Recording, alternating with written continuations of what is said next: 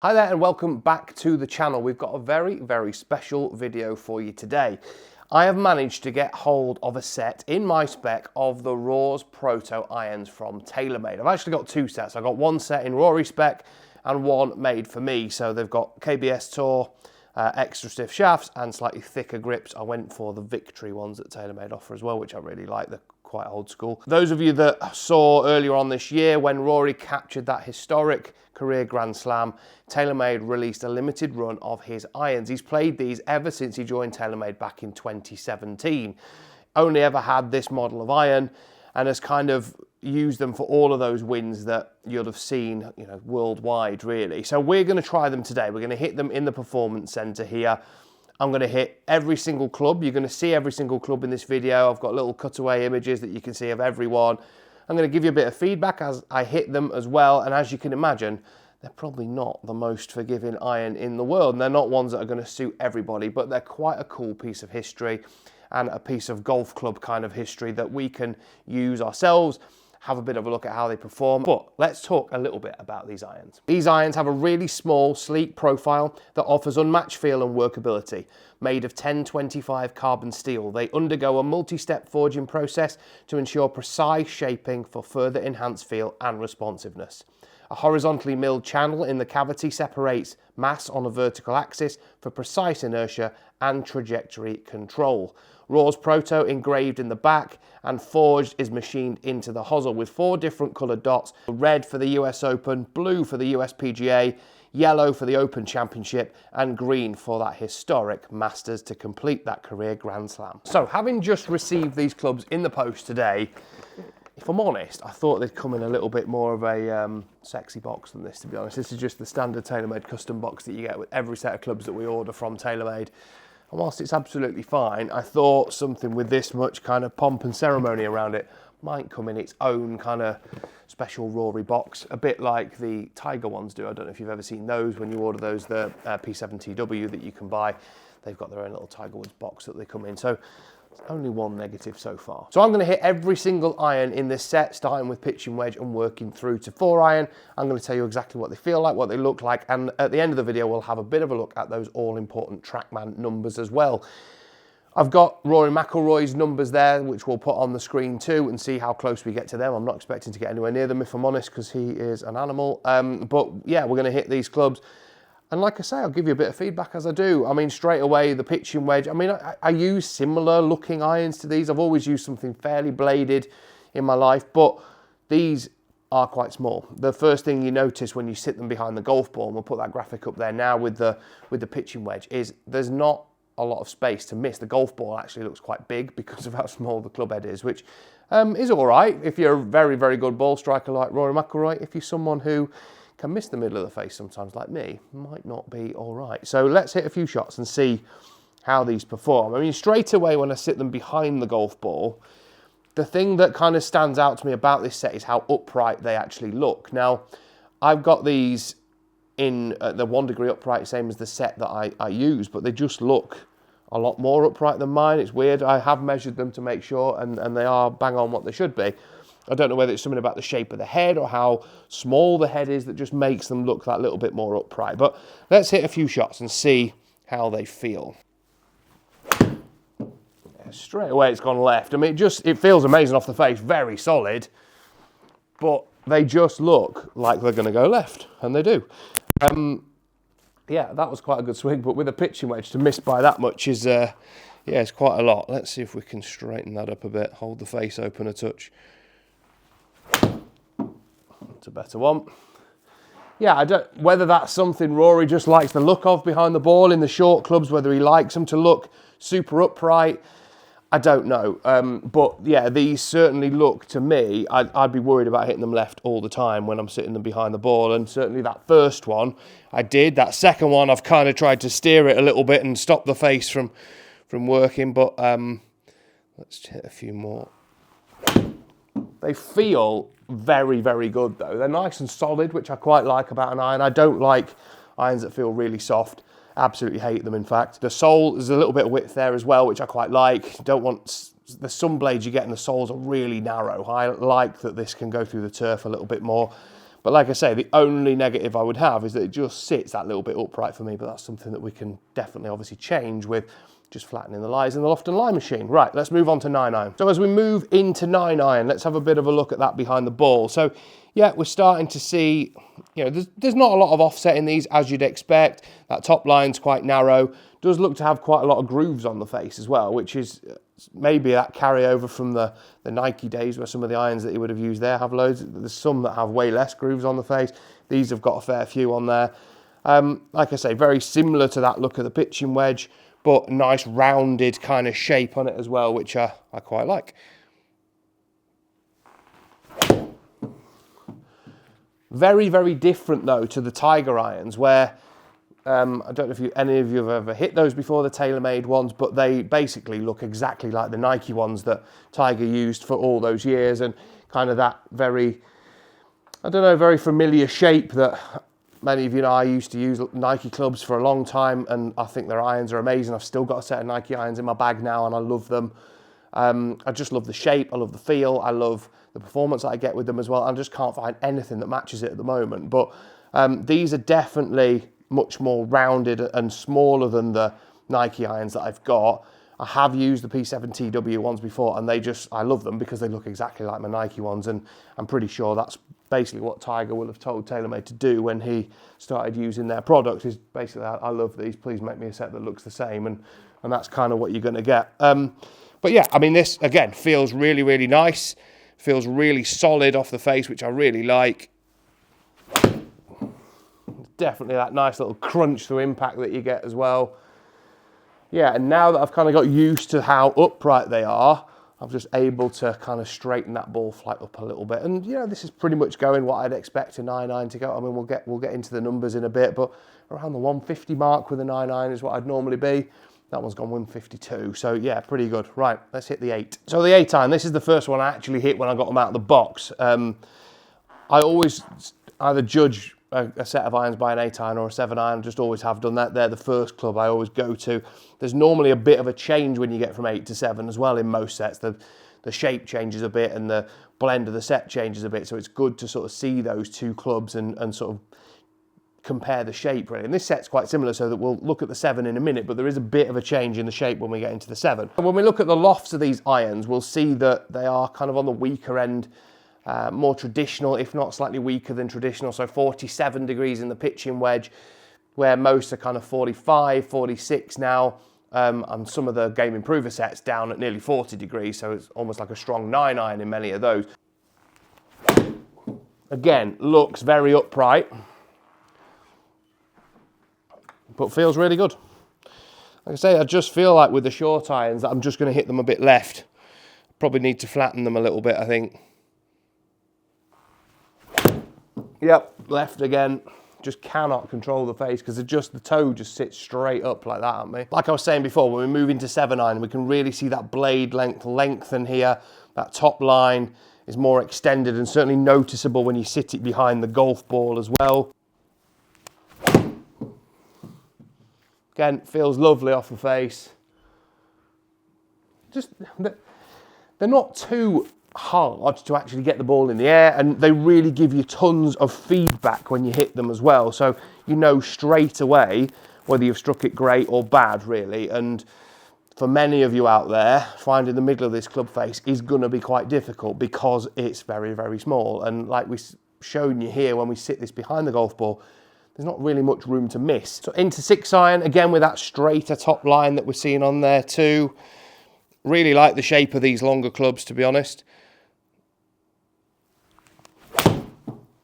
Although I've hit that left again, felt really good off the face. I've just pulled it. Feels really good. They feel quite powerful actually, these.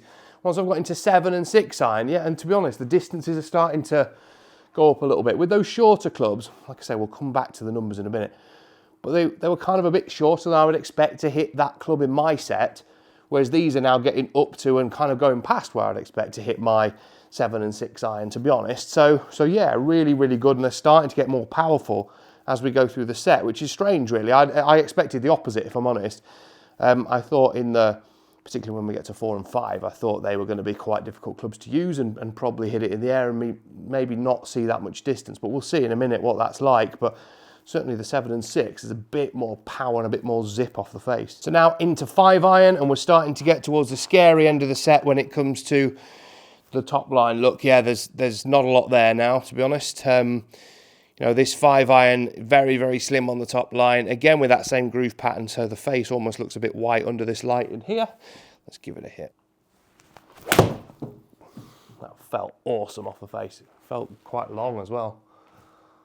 Yeah, 217 that with a 5 iron, which is a very good hit for me, really. I can't hit my 5 iron that far. And they certainly don't seem as upright in the longer clubs, which I don't know whether it's because of the shape or the top line or what, but certainly seem to be that little bit more kind of what I'm used to looking at. Again, that felt great off the face. I think I've just pulled it again. Yeah, a little bit, but again, similar distance and a pretty good shot. Right, let's move on to that scary 4. Now, this is a club that would probably fill you with absolute dread if you sat this down behind the ball. You can see it in the playing position there. We'll put that little image on for you. Yeah, there's not a lot to miss really there, is there? When you sit it behind the ball, there doesn't look like there's much club face to hit, and it's because there isn't. Yeah, so we've got to hit this fairly good. We've got to hit this out the middle of the face, and hopefully we'll get some of the distance that we were seeing with those other longer clubs. Wow, that's come off quick. Feels so powerful. Yeah, it's good that. Really, really good. I can't get over how strong these feel in these longer clubs. I was honestly expecting them to be the complete opposite, but they just feel like they come off quick, and they're fair, obviously because the lofts are a little bit weaker, they're easier to get in the air, but you know, there's obviously no forgiveness there. But I think out the centre of the face, the sort of distance and speed that we're getting with them is very, very impressive, and certainly not what I expected.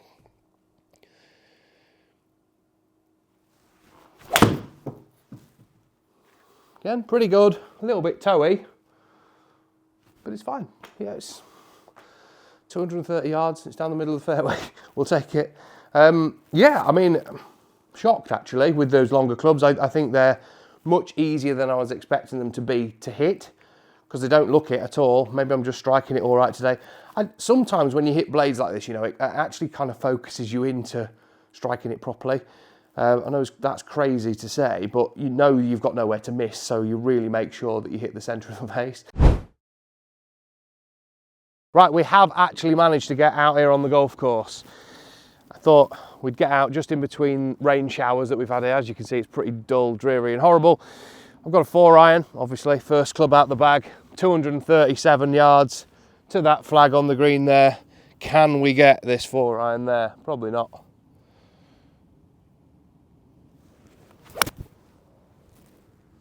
It's about as good as I can hit it.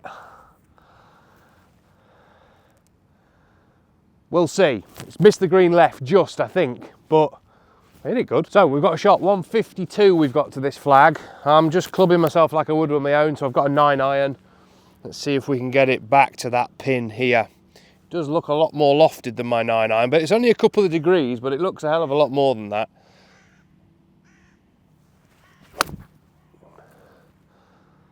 Felt quite good. Come on, get up there. It's on the green. It's a little bit short of where I'd expect. It has spun like hell as well. But felt really good off the face. Nice through the turf too. Yeah, really, really good. They do look quite daunting when you sit them down. There's not a lot of room there to miss on the club face. But yeah, I felt a good shot. It's a little bit short of where I'd expect it to go, but whether that's the irons being a bit more lofted, whether it's because it's quite heavy, the atmosphere here, and it's been raining and horrible, I don't know, but strike felt lovely. So if we look at where our 2 shots are finished, to the 4 iron, remember 237, which is unheard of for me to hit a 4 iron. Missed the green left and a bit short, yeah? So we're probably, what are we, 20 yards short of the flag here, so it's gone about 220 in fairly wet conditions, which, you know, isn't the worst really. But then the 9 iron that we've hit from 150 has landed about 10 feet, 15 feet on the green and just spun back to this front edge here as well. So again, about a club short of where I'd expect to be with my own irons. Now, some of that could be down to the loft, it could be down to the conditions.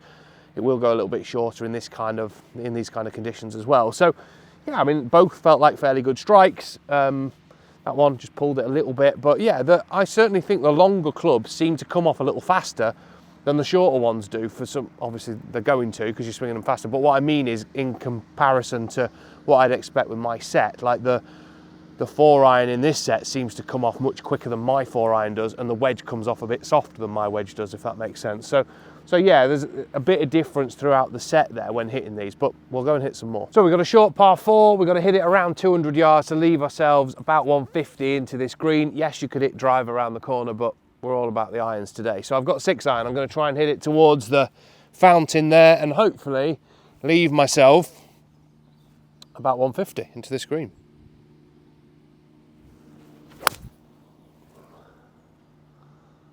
It's a pretty good strike. It's just left, it's towards that little life ring that we've got there, but yeah, it's fine. It's opened up the flag a little bit. I'm just going to hit another one.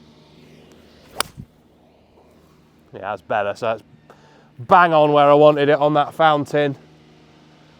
Yeah, it's good.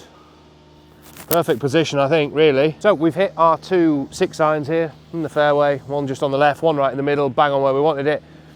We've got a flag now right at the back of the green. I didn't see that from the tee, so it's actually a much longer shot than I thought we'd left ourselves. So we've got about 175 to that flag up the back there. So I've got 7-iron here, hopefully going to get it back to that flag, but it's quite a long green and normally the pin's frontish, and I thought it'd be about 150, but I've completely misjudged that. So I'm going to have to hit more club. Anyway, let's see if we can get it to that back flag. It's a pretty good strike. Yeah, I think so. It's right on the back of the green, I think that's pretty good. I think when we get up there, that'll be fairly good, to be honest. We're quite close to the flag. That's, like I say, with these longer clubs now, like from 7 up, you can really feel that there's just more power off the face than there is in the shorter clubs. The shorter clubs feel really soft and kind of pop it straight in the air all the time with loads of spin. Now we get that slightly different shape and a different blend in the set from 7 up to 4. There's much more penetrating flight going on there, which I really like. We can see that shot from the fairway with that 7-iron as pitched just over the bunker here and just released to there. So distance-wise, very, very good. I thought the flight looked really good and really strong through the air. And I say it's weird because I just don't expect that with the type of iron that I'm hitting here, with that bladed kind of construction. I've always kind of, in my experience when I've used clubs like that, I've just expected the longer clubs just to climb on me a bit, but these just seem to keep going forwards, which is great. It must be the design of them, or you know, how they're put together, and maybe the blade length has something to do with that. I was just saying off camera there to Tom, where we were talking about why would you have a blade that's that small when you could potentially make it longer and make it more forgiving. Well, generally blade length, sort of lengthening and getting the toe longer, moves the CG a little bit more towards the centre, because obviously most of the mass is in the heel, mean it's more of a draw bias, if you like, kind of head. So generally you'd lengthen the blade length to move that away, but obviously Rory's not doing that. So really, in theory, it should be easier to turn these irons over, and certainly the shots I've hit, it's very easy to turn them over and get the ball working from right to left. But because he's so good and able to leave the face open if he wants to and hit that little bit of a choppy fade if he wants to, that sort of blade length doesn't really bother him. And the fact that the face is so small, I think allows him to kind of move the geometry of it a little bit to help control ball flight, because I'd imagine someone like him who hits it sky high really wants those longer clubs to penetrate and go a little bit flatter, and certainly these in this set, the ones I've hit so far anyway, really do. Right, we're on par 5, 13 here at Howley Hall. I'm going to play the entire hole with the Rory iron, so 4-iron off this tee. See if we can get it down that fairway somewhere. It's about as good as I can hit 4-iron. So high. Well, decent distance though. Right, let's get up there. So we've got our tee shot here, short of the bunkers as we knew it would be, but we've got 243 yards to the front of the green now. Kind of that direction, over the corner of the trees. It's going to be a good one to get to the green, but hopefully we can just get it over the hazard there and give ourselves a pitch in. So we're going to hit this 4-iron again.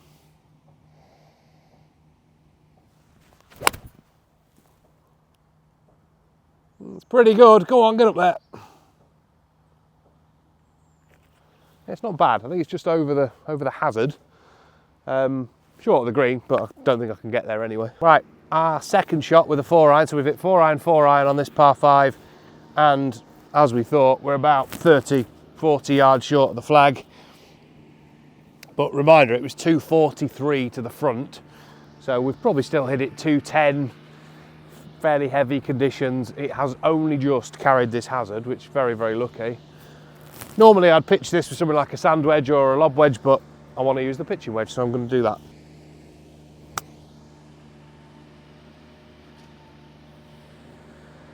Pretty good. It's just moving away down the slope, but perfect for distance. So yeah, 4-iron, and a little chippy wedge, and we're on the green and we're putting for a birdie. Oh, so short. But if you look here, you can see we're not going to get a hell of a lot of run today by how much water's in this hole. So now that I've hit all the shots on the Trackman with each of these irons, let's have a bit of a look at where they're going, right? Now, obviously this is only really relevant to me, but I'll talk you through what I would expect with the iron in my set that it kind of matches up with this, and what we're getting with the RORS Proto one. So let's start with pitching wedge down the bottom there. So 135 total, probably 5 yards or so shorter than I would normally hit mine. Looking at Rory's average, he's up nearly 150 yards with a wedge, so you know, a little bit short of that, which we'd expect me to be. I don't hit it as hard as him. Kind of what I'd expect, but this wedge is a couple of degrees weaker than the one I have in my set. So the one in my set is 45. Whereas this is 47, so a couple of degrees weaker would equate to that sort of 5-yard difference really that we're seeing here. Similar with 9, 147 that I'm getting with 9, as opposed to around 150, just over 150, probably 152 is kind of what I would go with a full 9-iron in my set. So a little bit down on that. Again, the loft is to blame for that. The loft on the 9-iron in this set is 43 degrees versus 41 in mine. 8-iron, we can see there about 162, which is not far off what I'd hit mine, probably 165, 166 is kind of what I would go with my 8-iron. Again, this one 39 degrees, whereas mine's 37. So, you know, we're a couple of degrees really with each iron. When we get down to 7, this one's 35 and mine's 34, so only 1 degree difference, and we're kind of seeing now similar sort of yardage. So 176 carry, 180 total. That's pretty much what I would club myself with a 7-iron. 6-iron though, we're getting 195 carry, 200 total, which is a bit more than I would get with mine generally.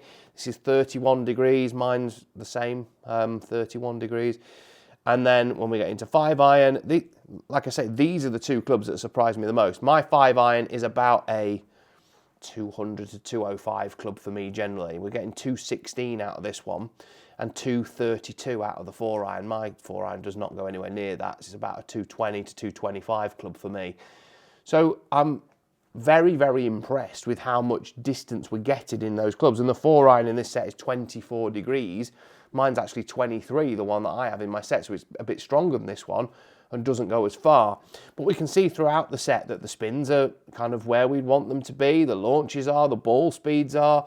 Obviously the clubhead speed's increasing as we go through the clubs as well. And in terms of height, they're all fairly uniform. The 9 and wedge peak a little bit higher, and the 6-iron for some reason seem to just jump up and get a bit higher up there. But they're around the 105 to 110 feet with just about everything that we've hit there. So there's some nice consistency in there too. But this is exactly what you would expect with this set of irons. You know, they are designed for ultimate consistency, workability. Someone like Rory's going to want to shape them different directions, sometimes knock them down, sometimes flight them up a little bit more, and he certainly has no problem doing that with any of these irons. Hopefully you've enjoyed that video. It's been great to get out testing these, great to hit them in here and get some data and show you just how fantastic these clubs are that Rory McIlroy uses every single day.